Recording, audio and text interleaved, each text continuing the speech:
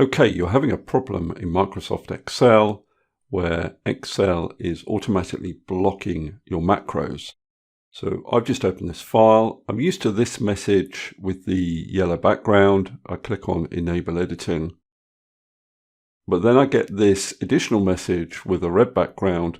Microsoft has blocked macros from running because the source of this file is untrusted.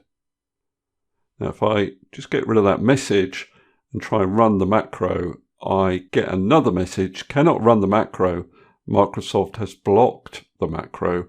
The macro may not be available in this workbook, or all macros may be disabled.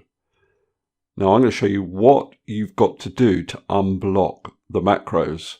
First of all, you need to close down the file.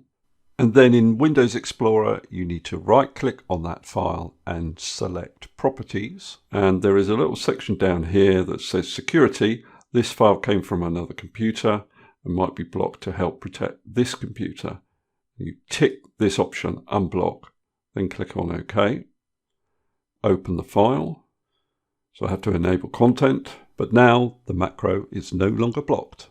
Okay, that's all I wanted to cover in this particular video. Hopefully that's useful. If it is, please give a thumbs up and subscribe, and I'll see you next video.